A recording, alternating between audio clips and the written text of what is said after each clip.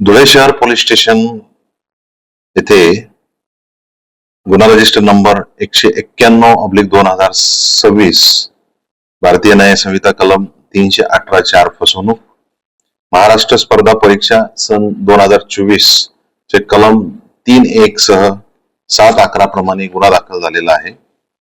या गुन्ह्यामध्ये 26/4/2026 रोजी मुंबई उच्च न्यायालयामार्फत लिपिक, शिपाई, वाहन चालक अशा विविध पदाच्या भरतीसाठी परीक्षा धुळे शहरात आयोजित करण्यात आली होती.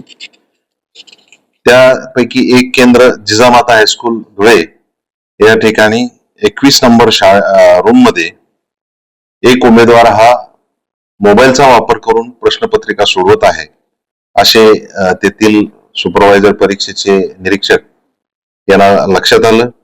त्यांनी जवळ जाऊन बघितलं असता हा उमेदवार मोबाईल मध्ये प्रश्नपत्रिका अपलोड करून याच्या माध्यमातून तो उत्तर शोधत होता असं लक्षात आल्यामुळे त्याचा पेपर आणि मोबाईल ताब्यात घेऊन त्याप्रमाणे श्री विजय श्रीपाद भट, सहाय्यक अधीक्षक धुळे कोर्ट यांनी धुळे शहर पोलीस स्टेशनला तक्रार दिलेली असून सदर बाबत गुन्हा दाखल झालेला आहे आणि तपास सुरू आहे. धन्यवाद.